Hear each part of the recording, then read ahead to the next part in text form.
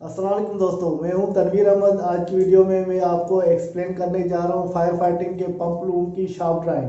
Fire fighting के pump room की shaft drawing को किस तरह रीड किया जाता है, क्योंकि ये ड्राइंग आपको समझना और उसको अंडरस्टैंड करना बहुत इम्पॉर्टेंट है। इस वजह से इम्पॉर्टेंट है क्योंकि ये आइसोमेट्रिक व्यू ऑलरेडी मैं आपको एक्सप्लेन कर चुका हूँ, और इस प्लान लेआउट को आप अगर समझेंगे और इसके सेक्शन को समझेंगे तो ये एनएफपीए की रिक्वायरमेंट को मीट करते हैं। जब भी आपको काम को एग्जीक्यूट करवाना है या इंस्टॉलेशन करवानी है तो वो इंस्टॉलेशन आप प्रॉपरली कराएंगे और इंटरनेशनल स्टैंडर्ड या एनएफपीए की रिक्वायरमेंट को तकरीबन मीट करेंगे। तो इस वजह से ये वीडियो आप देखिएगा, और जैसे आपके बेसिक कॉन्सेप्ट क्लियर हो, जब भी आपको काम को एग्जीक्यूट करवाएंगे तो वो मेयारी काम होगा और जो इंटरनेशनल स्टैंडर्ड के मुताबिक होगा। आइए वीडियो को शुरू करते हैं। दोस्तों, पिछली वीडियो में मैंने आपको ये शाफ्ट ड्राइंग का ये आइसोमेट्रिक व्यू मैंने एक्सप्लेन किया था। जो ये सेक्शन था इसको मैंने आपको डिटेल से एक्सप्लेन किया था, और आज की वीडियो में मैं प्लान लेआउट एक्सप्लेन करने जा रहा हूँ। प्लान लेआउट में सबसे पहले आपको सिंबल के बारे में बताऊँगा, फिर सिंबल के बाद जो प्लान लेआउट है पंप रूम का उसको एक्सप्लेन करूँगा। पंप रूम के प्लान लेआउट के साथ जो इसके दो सेक्शन बने हुए हैं इसको भी मैं आपको तफसीलन बताऊंगा, जैसे आपका कॉन्सेप्ट क्लियर हो, आपको समझने में आसानी हो। इसके दूसरी चीज़ें आपके साथ शेयर करूंगा। दोस्तों, ये एब्रीवेशन है जो प्लांट रूम में जो पाइपिंग यूज़ होगी या लगी हुई है उसको समझने के लिए ये एब्रीवेशन बताए गए। ये जो EL का मतलब है इलेक्ट्रिक पंप लगा हुआ है, DP का मतलब डीजल इंजन पंप, और JP का मतलब है जॉकी पंप लगा हुआ है। उससे नीचे जो ये तीन एब्रीवेशन है वो सेमी पंपों के कंट्रोल पैनल है। कंट्रोल पैनल से मतलब ये है कि ECP electric pump control panel है, और DCP diesel pump control panel है, और JCP jockey pump control panel है। इन कंट्रोल पैनल से नीचे ये आते हैं जो ये तीन सिंबल है। फ्लोमीटर का FM शॉर्ट फॉर्म है, और CV का चेक वाल है, और GV का गेट वाल दिया गया है। फिर उससे नीचे आते हैं जो ये तीन सिंबल बताए गए। एक है PG प्रेशर गेज जो यूज़ होंगे, तो उसके लिए PRV प्रेशर रिलीफ वाल के लिए यूज़ होता है, और WCA वेस्ट कॉन तो उसके लिए यूज़ होंगे। उससे फिर नीचे आते हैं जो ये तीन सिंबल हैं, तो ये NRV नॉन रिटर्न वाल जिसे चेक वाल बोला जाता है, ACV अलार्म चेक वाल है, और BIP ब्रीचिंग इनलेट का पाइप है। ब्रीचिंग इनलेट के पाइप के बाद फिर ये आखिर में एक PRV जो ऊपर भी हमने देखी थी वो PRV लिखा हुआ था, और नीचे भी ये PRV है। तो ये प्रेशर रिड्यूसिंग वाल है। जो ऊपर जो ये PRV लिखा हुआ था प्रेशर रिलीफ वाल है। मकसद जो इन दोनों का फ्रंट है तो वो मैं आपको प्लान लेआउट में एक्सप्लेन करता हूँ। दोस्तों, ये फायर फाइटिंग पंप रूम का प्लान लेआउट है जिसमें दो टैंक मेंशन की गई है, जिसकी मदद से फायर फाइटिंग के जो पंप है वो पानी को सक्शन कर रहे हैं। सपोज करते ये 1 नंबर टैंक है और ये दूसरे नंबर की टैंक है। तो ये जो दोनों टैंकें ये वाटर सप्लाई या डोमेस्टिक वाटर के लिए भी यूज़ हो रही हैं और फायर फाइटिंग के भी लिए यूज़ हो रही हैं, और इनकी ये जो कैपेसिटी कितनी है वो नीचे यहाँ पर बताई गई है। इन दोनों टैंकों में जो टोटल वॉल्यूम होगा वो 300 क्यूबिक मीटर का पानी होगा, और फायर फाइटिंग के लिए पानी जो रिज़र्व किया गया है 175 क्यूबिक मीटर है। दो सेक्शन जो फायर फाइटिंग के पंप कर रहे हैं, एक यहाँ से सक्शन कर रहा है, इस टैंक से सक्शन कर रहा है, और दूसरा ये इस टैंक से सक्शन कर रहा है। दो सेक्शन करने का मकसद ये है जैसे दो टैंक जिसमें भी पानी होगा तो इन केस ऑफ फायर आप इसको यूज़ कर सकते हैं या यूटिलाइज कर सकते हैं। तो ये जो सक्शन हो रहा है टैंक के अंदर, आप स्क्वायर किस्म की ये जो प्लेट लगी होती है ये एंटी वर्टेक्स प्लेट कहलाती है। जब भी पानी पंप से सक्शन होता है या पाइप की मदद से सक्शन होता है तो पानी के अंदर जो ये सक्शन में एयर आ जाती है, तो उसकी वजह से पाइपों में या पंप में वाइब्रेशन प्रोड्यूस होती है। तो उस वाइब्रेशन की वजह से पाइपों में साउंड प्रोड्यूस होता है, उसके जॉइंट वगैरह लीक हो सकते हैं, कैविटेशन प्रोड्यूस होती है। तो उसको ख़त्म करने के लिए एंटी वर्टेक्स प्लेट लगाई जाती है सक्शन में, जैसे पानी लेमिनर फ्लो से या स्मूथली जाए और पंपों में या पाइपों में वाइब्रेशन नहीं हो।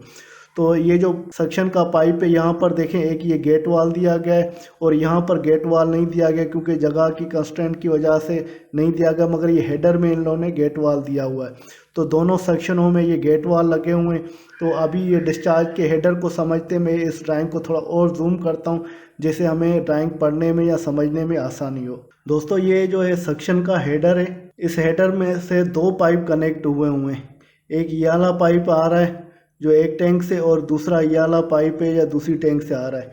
ये दोनों सक्शन के साथ कनेक्ट, और इस सक्शन में ये हेडर में टी लगी हुई है जो लाइन कनेक्ट हो रही है, और दूसरी ये टी लगी हुई है जो टैंक से पानी सक्शन हो रहा है, और ये वाली जो टी है ये सक्शन की टी है, ये जो पंप है इलेक्ट्रिक पंप उसके साथ कनेक्ट हुई है। और एक दूसरी यहाँ पर ये वेल्डो लेयर लगा होगा क्योंकि पाइप साइज 200 की है और वो सक्शन जो है 65 mm का है। इसका मतलब है 200 का मतलब है 8 इंच का पाइप है, और ये जो की पंप है उसका जो सक्शन का पाइप है वो 2.5 इंच का है। तो उस साइज़ की टी ज़्यादातर नहीं मिलती, तो वो वेल्डो लेयर लगाया जाता है या सेटल कनेक्शन की जाती है।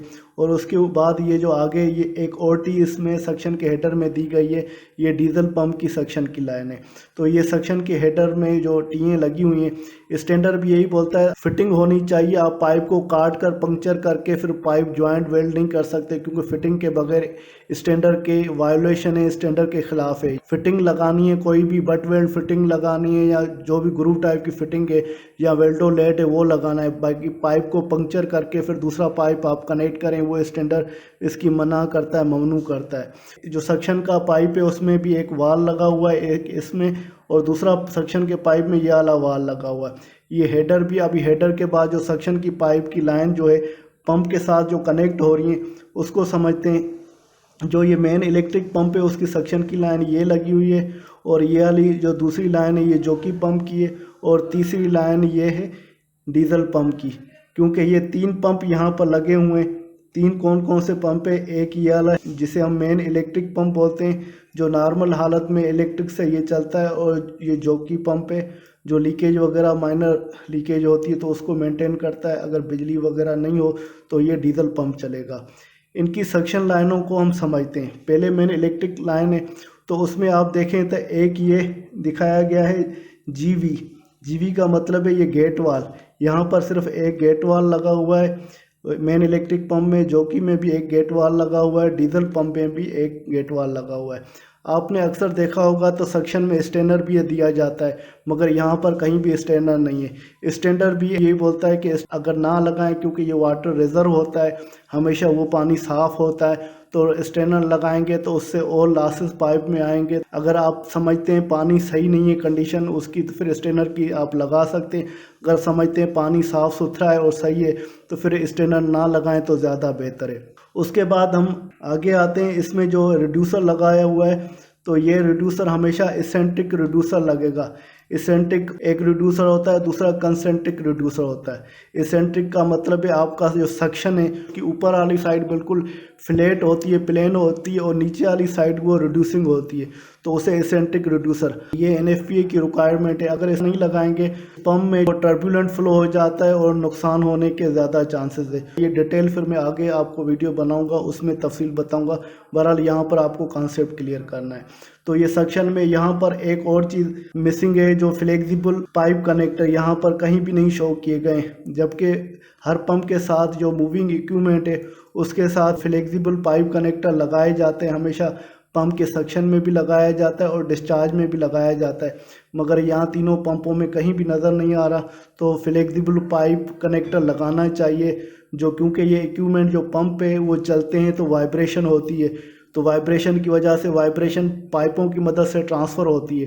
तो ट्रांसफ़र होती है उससे क्या नुकसान होता है कि जो पाइपों के जॉइंट है या फिटिंग लगी हुई है वो आस्ते आस्ते वाइब्रेशन की वजह से लूज़ हो जाती है, फिर पानी में लीकेज होती है, या बिल्डिंग में या स्ट्रक्चर में भी वाइब्रेशन ट्रांसफ़र होती है, तो बिल्डिंग के जो जॉइंट्स है वो भी डैमेज हो सकते हैं या बिल्डिंग को भी नुकसान हो सकता है। तो ये देना चाहिए फ्लेक्सिबल पाइप कनेक्टर। इस टाइम में नहीं है मगर आपको देना चाहिए, सक्शन और डिस्चार्ज दोनों साइडों में होना चाहिए। उसके बाद की डिस्चार्ज की लाइन में आते हैं। ये मेन इलेक्ट्रिक पंप की डिस्चार्ज की लाइन है जो हेडर के साथ कनेक्ट हुई है, और ये दूसरी है जोकी पंप है, इसकी डिस्चार्ज की लाइन है जो डिस्चार्ज के हेडर के साथ कनेक्ट हुई है, और ये तीसरी जो डिस्चार्ज की लाइन है जो मेन हेडर के साथ कनेक्ट हुई है। अभी डिस्चार्ज की लाइन जो पंप की डिस्चार्ज की लाइन हेडर के साथ कनेक्ट हो रही है उसको समझते हैं। तो सक्शन की लाइन आपने देखी वो 200 डाया की है, और जो मेन हेडर भी उसका 200 का मतलब है 200 mm, मिलीमीटर में इंच में कन्वर्ट करेंगे तो वो 8 इंच की है। डीजल और मेन इलेक्ट्रिक पंप की साइज़ सेम होती है, और जो कि पंप की साइज़ कम है तो वो 65 है, इसका मतलब 2.5 इंच की है। और इसमें देखें सक्शन की लाइन 200 है और डिस्चार्ज की लाइन 150 है। सक्शन की लाइन 8 इंच है और डिस्चार्ज की लाइन 6 इंच है। इसी तरह डीजल में और मेन इलेक्ट्रिक पंप में यही साइज़ है। तो और डिस्चार्ज की जो लाइन है इसमें क्या कनेक्शन है वो चीज़ें देखते हैं। इसमें प्लान लेआउट है, टॉप व्यू से हम देख रहे हैं ये हेडर के नीचे वर्टिकल जो पाइप है उसमें दो चीज़ें लगी हुई हैं। कौन कौन सी दो चीज़ें लगी हुई हैं, एक ये बीवी एंड सीवी। बीवी का मतलब है बटरफ्लाई वाल और सीवी का मतलब है चेक वाल। इसी तरह ये इसमें नज़र आ रहा है जो जॉकी पंप है इसमें सीवी चेक वाल ये लगा हुआ है और दूसरा ये बटरफ्लाई वाल लगा हुआ है। तो ये चेक वाल और बटरफ्लाई। इसी तरह डीजल में आते हैं, डीजल में रिड्यूसर लगा हुआ, फ्लेक्सिबल पाइप कनेक्टर नहीं, किसी में भी फ्लेक्सिबल पाइप कनेक्टर नहीं, वो लगाना चाहिए। और उसके बाद ये एक टी आ जाती है, ये टी है PRV की, प्रेशर रिलीफ वाल। जैसे आपको मैं ऑलरेडी एक्सप्लेन कर चुका हूँ, जो डीजल पंप है उसके साथ प्रेशर रिलीफ वाल की लाइन लगती है। और उसके बाद फिर ये BV और CV इसमें दोनों कनेक्ट है, बटरफ्लाई वाल और चेक वाल लगे। ये वर्टिकल लाइन है। अगर आप इसका जो सेक्शन है जो ड्राइंग का यहाँ पर सेक्शन शो किया हो गया, ये जैसे देखें ये ए सेक्शन है। जब मैं आपको ए सेक्शन दिखाऊंगा तो जो ये वर्टिकल लाइन जो हेडर के साथ कनेक्ट है वो नज़र आ जाएगी। यहाँ दूसरा सेक्शन है BB, जो ये BB है और अपोजिट में ये आएगा। इसको देखेंगे तो फिर वर्टिकल में जो सर्विसेज पाइप के साथ फिटिंग्स लगी हुई हैं, वाल लगी हुई, वो नज़र आएंगे। बहरहाल यहाँ पर जो रिड्यूसर आ रहा है, रिड्यूसर के बाद PRV लगी हुई है डीजल में। अभी यहाँ पर कंसेंट्रिक रिड्यूसर लगेगा। सेक्शन में कौन सा, एसेंट्रिक रिड्यूसर, और डिस्चार्ज में कंसेंट्रिक रिड्यूसर कौन सा होता है, जो पेरीफेरी में इक्वल रिड्यूस पाइप हो। तो ये देखें बीच में अगर लाइन हम सेंटर निकालें तो वो नीचे साइज इसकी छोटी है, फिर आगे चारों तरफ से इक्वल रिड्यूस हो रहा है तो उसे कंसेंट्रिक रिड्यूसर बोलते हैं।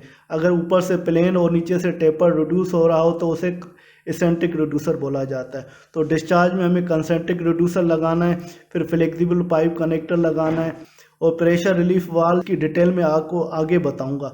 और ये इसी तरह बटरफ्लाई वाल और चेक वाल भी ये लगा हुआ है। चेक वाल लगाने का तो मकसद यही होता है जैसे पानी आगे जा रहा है वो रिटर्न वापस नहीं हो। ज़्यादातर बड़ी बिल्डिंग या हाईराइज होती हैं तो पानी की हाइट पे चला जाता है, फिर वापस आता है, तो वापस ना आए, चेक वाल उसको रोक देता है। उसे नॉन रिटर्न वाल भी बोलते हैं। तो वो पानी नॉन रिटर्न नहीं हो, वापस नहीं आए।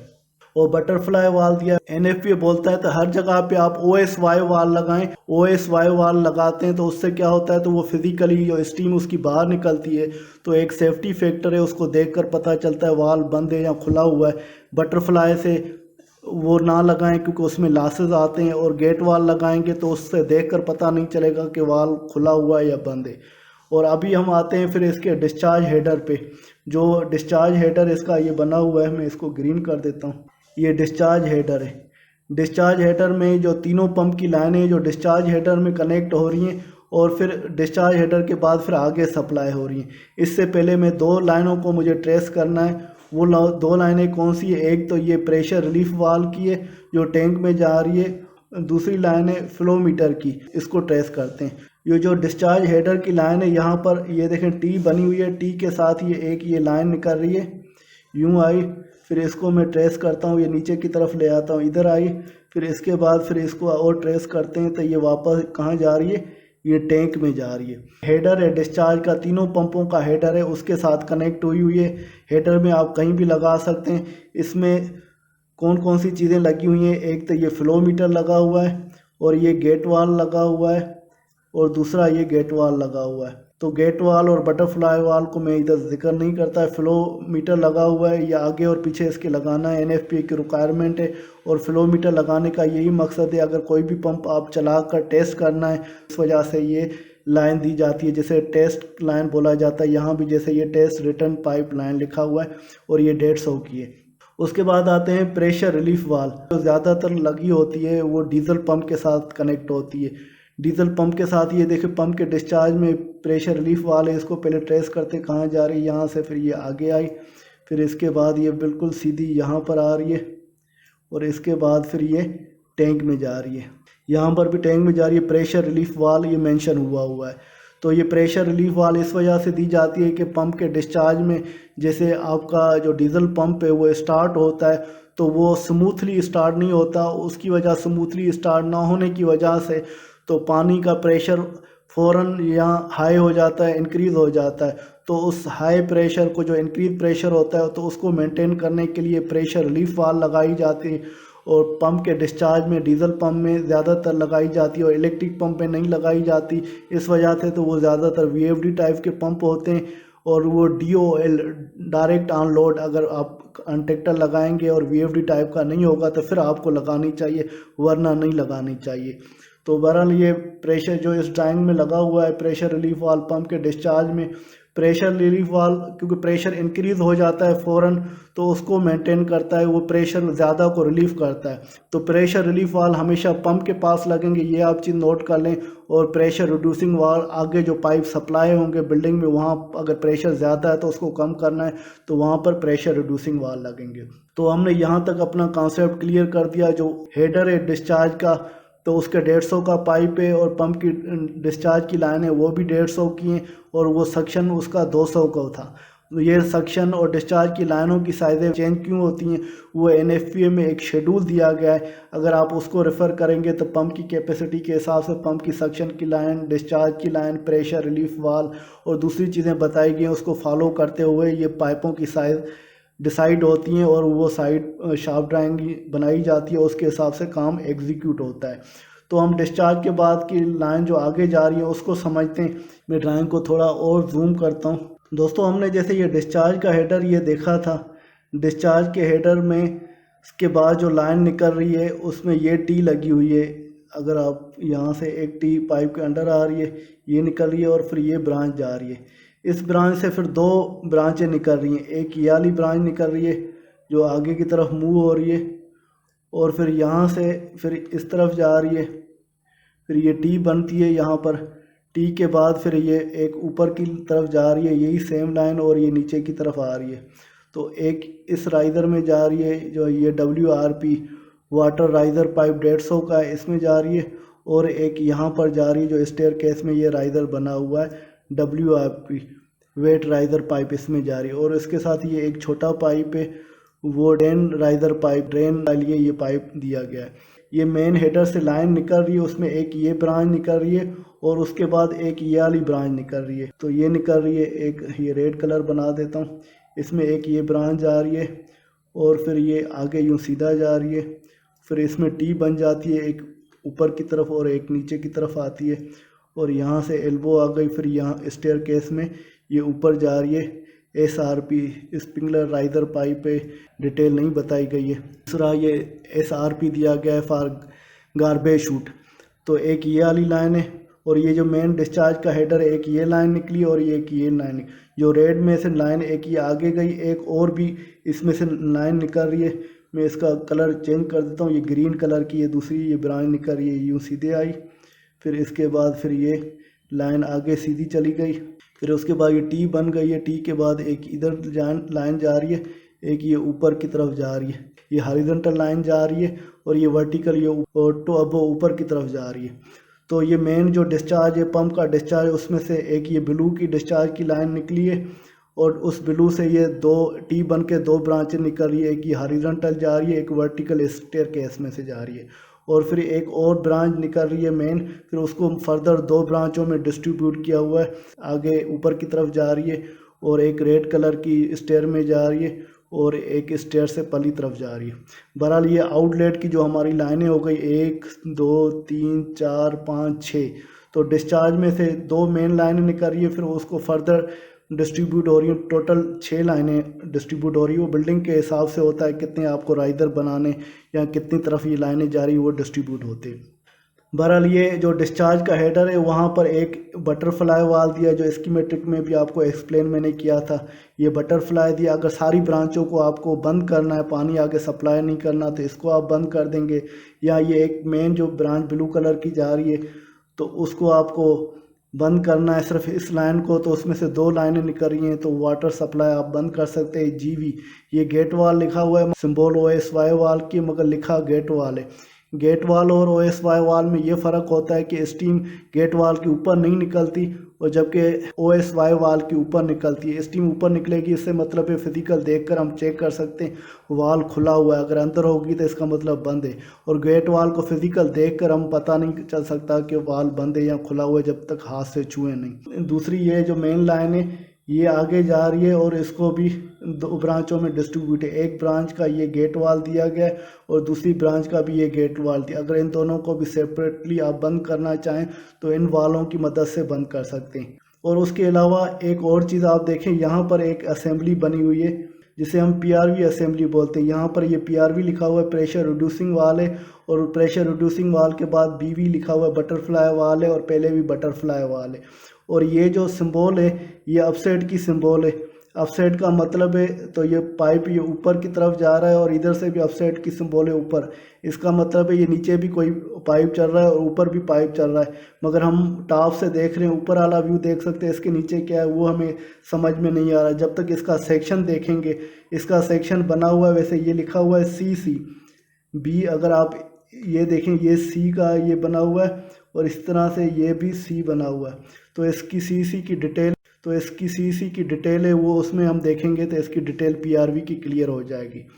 तो हमने यहाँ तक हमने समझ लिया लाइनें आगे किस तरह डिस्चार्ज से जा रही हैं। उसके बाद ये डीजल पंप है, उसका एग्जॉस्ट को देखते हैं। एग्जॉस्ट के बाद फिर हम जो सेक्शन व्यू है उसको हम रिव्यू करते हैं। दोस्तों ये जैसे डीजल इंजन है तो इसकी जो ये पाइप निकल रहा है ये एग्जॉस्ट का पाइप है, क्योंकि डीजल इंजन जब भी चलती है तो उसमें से इंजन है उसमें से स्मोक निकलता है डीजल का, जब ये कंबंशन होती है तो उसमें ये एग्जॉस्ट का जैसे गाड़ियों में साइलेंसर लगा होता है ये वैसे ही साइलेंसर है, और उसका ये बीच में ये साइलेंसर लगा हुआ है जैसे साउंड रिड्यूस हो। तो ये साइलेंसर की लाइन है, ये एग्जॉस्ट की लाइन है, बाहर एटमॉस्फेयर में ये एग्जॉस्ट होगी। जो इंजन डीजल की चलेगी तो धुआं जो है इसका बाहर एग्जॉस्ट होगा, तो ये वो मेंशन हुआ है। तो इसकी इंसुलेशन भी होगी और साइज़ वगैरह भी ये मेंशन हुई है 150 की।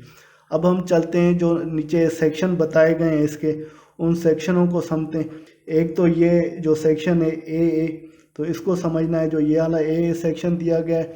दूसरा सेक्शन कौन सा देखना है हमें, जो ये CC वाला सेक्शन है पीआरवी का, इसको देखना है। और तीसरा सेक्शन ये जो ये बी का ये सेक्शन ये थ्रू आउट लाइन कट हो रही है उसको हम समझना है। दोस्तों ये ए सेक्शन है, उसमें बताया गया ये स्केल 150, इसका मतलब है आप स्केल से चेक करेंगे, स्केल चेक करें तो उसकी एग्जैक्ट मेजरमेंट कर सकते हैं। और ये पंप शो किया गया है, पंप के जो सेक्शन में देखें ये एंटी वर्टेक्स प्लेट शो की गई है। एंटी वर्टेक्स के बाद ही ये फिर सक्शन की लाइन है, और ये मेन हेडर है। मेन हेडर के पास ये वाल लगा हुआ है, वाल के बाद ये फिर एक और OSY वाल जो सक्शन में लगा हुआ है, और इसमें जो है तो सक्शन की साइड में जो रिड्यूसर लगा हुआ है, एसेंट्रिक रिड्यूसर लगा है, जैसे आपको बताया था ऊपर से प्लेन होगा और नीचे से रिड्यूसर होगा, ऊपर रिड्यूस होगा और नीचे प्लेन होगा, इस तरह लगता है। तो ये पंप का ये सक्शन वाली साइड है। और नॉर्मली जैसे आपको मैंने बताया था इसमें फ्लेक्सिबल पाइप कनेक्टर लगना चाहिए, मगर इसमें शो नहीं हुआ या लगा नहीं है, बहरहाल इसको लगना चाहिए एज पर NFPA की रिक्वायरमेंट। और पंप में हमेशा ये एयर रिलीज वाल पंप है, वो डीजल वाला पंप है, मेन इलेक्ट्रिक पंप है, उसमें लगना चाहिए। तो उसके बाद आते हैं डिस्चार्ज की लाइन में, जो पंप की जो डिस्चार्ज है उसमें कंसेंट्रिक रिड्यूसर लगा हुआ है, दोनों तरफ उसकी रिड्यूस हो रही है। और फ्लेक्सिबल पाइप कनेक्टर नहीं लगा हुआ है। फ्लेक्सिबल पाइप कनेक्टर के बाद फिर ये एक टी यहाँ पर निकल रही है, ये ऊपर प्रेशर रिलीफ वाल की लाइन है, प्रेशर रिलीफ वाल की लाइन ये जा रही है, फिर ये टैंक में जा रही है। तो ये टी लगकर ये प्रेशर रिलीफ वाल है, प्रेशर रिलीफ वाल से लाइन टैंक में जा रही है, उसका व्यू। और ये डिस्चार्ज की लाइन है, उसमें डिस्चार्ज की लाइन में ये चेक वाल लगा हुआ है, जो हम प्लान ले आऊँ उससे देख रहे थे तो हमें नज़र नहीं आ रहा था, अभी साइड व्यू है उससे नज़र आ रहा है। ये चेक वाल की लाइन है, और ये बटरफ्लाई वाल लगा हुआ, और ये मेन हेडर है। और मेन हेडर से जो लाइन निकल रही थी डिस्चार्ज की, ये गेट वाल उसमें लगा हुआ था, उसमें ब्रांचें निकल रही थी, तो ये उसकी टी दिखाई गई है ब्रांच की। फिर ये पाइप जो है डिस्चार्ज का ये नीचे आ रहा है। ये जो CC हमने सेक्शन देखा था पीआरवी का, एक पीआरवी नीचे आ रही है, एक ऊपर आ रही है। इसका डिटेल सेक्शन में देखेंगे तो हमें वो ज़्यादा कॉन्सेप्ट इसका क्लियर होगा। और ये जो डीजल पंप है उसका ये एग्जॉस्ट का जो साइलेंसर का पाइप लगा हुआ था, ये उसका सेक्शन व्यू है। डीजल इंजन का जो एग्जॉस्ट है उसका सेक्शन व्यू है। और यहाँ पर प्रेशर रिलीफ वाल है, और ये एक ड्रेन की लाइन थी जो फ्लोमीटर जिसमें लगा हुआ था, ये पीछे ही फ्लोमीटर ये नज़र आ रहा है, उसका ये गेट वाल दिया हुआ है और दूसरा भी गेट वाल दिया हुआ है। और ये लाइन फ्लोमीटर की यहाँ से ऊपर जा रही है, और फिर बाद में ये टैंक में वापस जा रही है, फ्लोमीटर की लाइन है। और इसी तरह ये जो प्रेशर रिलीफ वाल की लाइन है वो यहाँ तक आ रही है, ये भी ऊपर जा रही है प्रेशर रिलीफ वाल, और इसके साथ फिर पैरेलल अंदर बराबर जा रही है टैंक के अंदर। तो ये एक व्यू है जो हमने सेक्शन देखा था। अभी दूसरे सेक्शन को हम देखते हैं। दोस्तों ये सेक्शन B है जो हमने देखा था, उसमें ये डीजल इंजन आपको नज़र आ रही है। डीजल इंजन का ये डिस्चार्ज लाइन है, उस डिस्चार्ज लाइन में ये CV लगा हुआ है, चेक वाल लगा हुआ है, फिर ये बटरफ्लाई वाल लगा हुआ है, और बटरफ्लाई वाल के बाद फिर ये लाइन निकल रही है और ये प्रेशर रिलीफ वाल की लाइन जा रही है, पाइपों के पीछे हो जाती है, फिर इसके यूं सीधा जाकर फिर ये दोनों पैरेलल चल रही है। एक है आपकी टेस्ट ड्रेन की लाइन है और दूसरी ये प्रेशर रिलीफ वाल की लाइन है, ये दोनों टैंकों में जा रही है। उसका सेक्शन व्यू है, ये डीजल इंजन है। इसी तरह ये मेन इलेक्ट्रिक पंप है, उसका चेक वाल लगा हुआ है और ये बटरफ्लाई वाल लगा हुआ है डिस्चार्ज में, और ये जो है सेक्शन है जो टैंक से हो रहा था। और ये आप देख रहे हैं ये जोकी पंप है, इसमें वाल वगैरह शो नहीं किए हुए, प्रैक्टिकली लग रहे हैं और प्लान लेआउट में वो शो हो रहे हैं। तो ये उसका सेक्शन व्यू है। आप सारी ड्राइंगें आपस में कोऑर्डिनेट करके देखेंगे तो आपका फिर कॉन्सेप्ट क्लियर होगा। तो ये इलेक्ट्रिक पंप कंट्रोलर है और ये डीजल पंप का कंट्रोलर है, एक जोकी पंप का भी कंट्रोलर है, वो इसमें नज़र नहीं आ रहा, वो प्लान लेआउट में नज़र आ रहे हैं। इन्हीं इलेक्ट्रिक कंट्रोल पैनल की से ट्रांसड्यूसर की लाइन पंप के पास जाती है और लाइनों में कनेक्ट होती है, जैसे सेंस करने के लिए प्रेशर, वो प्लान लेआउट में नज़र आ रही है और सेक्शन डिटेल और भी दी हुई है उसमें नज़र आ रही है। पहले हम प्लान लेआउट में देखते हैं, फिर उसकी डिटेल देखते हैं, तो जैसे हमें सेंसिंग लाइन का कॉन्सेप्ट क्लियर हो, जो इलेक्ट्रिकल कंट्रोल पैनल जो पंपों के उसके साथ कनेक्ट है। तो प्लान लेआउट में एक दफ़ा वापस चलते हैं। दोस्तों ये जो 3 कंट्रोल पैनल लगे हुए हैं, ये इलेक्ट्रिकल पंप कंट्रोल पैनल है और ये डीजल पंप कंट्रोल पैनल है और तीसरा ये जोकी पंप का कंट्रोल पैनल है। इसमें से ये 3 लाइन आप देख रहे हैं, ये एक ये छोटी सी लाइन निकल रही है, इसमें गेट वाल भी आपको नज़र आ रहा है, इसको हम ट्रेस करके चलते हैं, ये है, और दूसरी इसकी निकल रही है, ये ट्रांसड्यूसर पैनल में लगे होते हैं, और ये तीसरी निकल रही है। और ये तीनों लाइनें जो ये देखें आगे यूं जा रही हैं, इस तरफ जा रही हैं और फिर उसके बाद ये इस तरफ आ रही हैं। तो ये तीनों पंपों के साथ कनेक्ट हो रही हैं, तीनों पंपों के डिस्चार्ज में। ये लाइनें जो डिस्चार्ज में जो चेक वाल है तो उसके बाद लगेगी, चेक वाल के बाद लगती है। और इसका ये प्लान लेआउट है, अभी इसकी स्टैंडर्ड के हिसाब से डिटेल क्या है वो मैं आपको बताता हूँ, मगर पंपों के डिस्चार्ज में लगती हैं और डिस्चार्ज में चेक वाल के बाद लगती हैं, ये आपको नोट करना है। दोस्तों ये सेंसिंग लाइन की ये डिटेल दी गई है, जो सेंसिंग लाइन कनेक्शन है। देखें ये पंप लगा हुआ है, पंप के डिस्चार्ज में ये चेक वाल लगा हुआ है और फिर ये गेट वाल या OS वाल लगा हुआ है। चेक वाल के बाद ये सेंसिंग की लाइन दी गई है, सेंसिंग लाइन में चेक वाल भी एक दिया गया है और प्रेशर स्विच भी दिया गया हुआ है। और ये जो लाइनें कनेक्ट हो रही हैं पंप के कंट्रोल पैनल में, फिर कंट्रोल पैनल में जब कनेक्ट होगी तो उसका आपको ड्रेन देना है। और इसमें जो लाइन कनेक्ट होगी कॉपर की या SS की होगी, MS की नहीं होगी, वो NFPA में इसकी डिटेल दी गई है, वो मैं अलग से एक वीडियो बनाऊंगा और आपको तफसीलन इसके बारे में एक्सप्लेन करूंगा।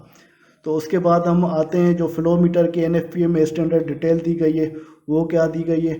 तो इस ड्राइंग की मदद से आप देख सकते हैं, जो ये ड्राइंग है ये फ्लो मीटर के बारे में बताया गया है। इसमें जब आप पंप लगाएंगे, पंप के डिस्चार्ज में आप जो चेक वाल लगा रहे हैं, गेट वाल, उसके बाद ये टेस्ट की लाइन है, टेस्ट की लाइन जा रही है ऊपर, फिर वापस ये टैंक में वापस जा रही है। इसमें आपको 2 चीज़ें नोट करनी है, 2 चीज़ें नोट करनी। जो फ्लो मीटर है, फ्लो मीटर से पहले जो 5 डाया का डिस्टेंस रखना है, जो वाल और फ्लो मीटर के बाद, और फ्लो मीटर के बाद में जो वाल लगा हुआ है उसके बाद ये 2 का ये डिस्टेंस रखना है, डाया इंटू 2। इसका मतलब ये है तो जो भी ये डाया होगा उसको 5 से आप मल्टीप्लाई करें। अगर 150 का डाया अगर 5 से मल्टीप्लाई करेंगे तो 750 हो जाएंगे। तो फ्लो मीटर और वाल के दरमियान 750 का डिस्टेंस रखना है। और ये जो डाया है पाइप का, ये 150 का है, उसको 2 से मल्टीप्लाई करेंगे तो 300 हो जाएगा। तो फ्लो मीटर और पाइप का जो सेंटर है, तो इसका जो डिस्टेंस बीच में रखना है आपको वो 300 रखना है।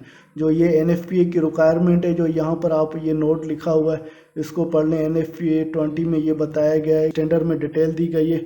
उसके बाद हम नीचे आते हैं, जो PRV मैंने आपको बताया था, जो सेक्शन CC था, तो उसकी यहाँ पर डिटेल दी गई है। ये वाला PRV की डिटेल है, जो CC सेक्शन बना हुआ था, यहाँ पे 2 PRV लगी हुई है। ये PRV स्टेशन है, एक नीचे वाली साइड में PRV है स्टेशन, एक ऊपर PRV है। तो ये बाईपास लगाई हुई है PRV। हमेशा PRV से पहले और बाद में ये वाल लगेगा, जैसे यहाँ पर बटरफ्लाई वाल है, और आगे और पीछे हमेशा प्रेशर गेज लगेगा, जिसे रीडिंग चेक कर सकें। और एयर रिलीफ वाल भी इसके साथ ये दिया गया है, जिसे एक्सेसिव प्रेशर हो तो वो एयर को रिलीज़ कर सकें।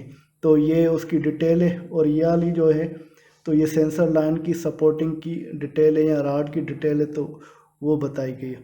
उसके बाद हम आगे चलते हैं, जो सपोर्टों की डिटेल दी गई है उसको देखते हैं। ये सपोर्ट जो एंगल आयरन या चैनल की सपोर्ट होती हैं, ये कॉमनली ये जो सपोर्ट यूज़ होती हैं। बहरहाल इसमें इतना बताने की मुझे ज़रूरत नहीं है, आप देख लीजिएगा।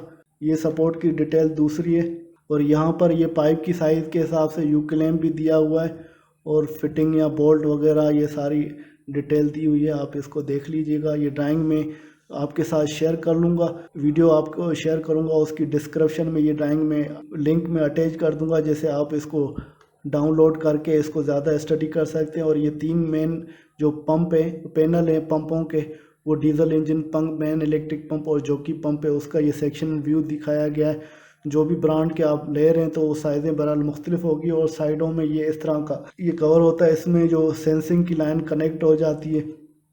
इसी तरह तीनों पंपों में ये इस तरह के कवर होते हैं, वो सेंसिंग की लाइन कनेक्ट हो जाती है, जो प्रेशर सेंस करते हैं उसी तरह से ये फिर जो सेटिंग के हिसाब से पंप चलते हैं। और ये जो पैनल के ये नोट दिए गए हैं, इसको भी आप स्टडी कर लीजिएगा। मैं ज़्यादा डिटेल में नहीं जाता क्योंकि वीडियो बहुत लेंथी हो जाएगी। दोस्तों उम्मीद है कि ये मेरी वीडियो रिगार्डिंग प्लान लेआउट, जो पंप रूम फायर फाइटिंग का, काफ़ी आपके कॉन्सेप्ट क्लियर हो गए होंगे। फिर भी आपको अगर कोई कन्फ्यूजन है, कोई चीज़ समझ में नहीं आ रही तो आप कमेंट लिख कर पूछ सकते हैं, इंशाल्लाह मैं आपको गाइड करूँगा। और फायर फाइटिंग पंप रूम की NFP की रिक्वायरमेंट के हिसाब से मैं और भी वीडियो बनाऊँगा जैसे आपके कॉन्सेप्ट क्लियर हो। इसके साथ तनवीर अहमद को इजाज़त दीजिए, अगली वीडियो तक अल्लाह हाफिज़।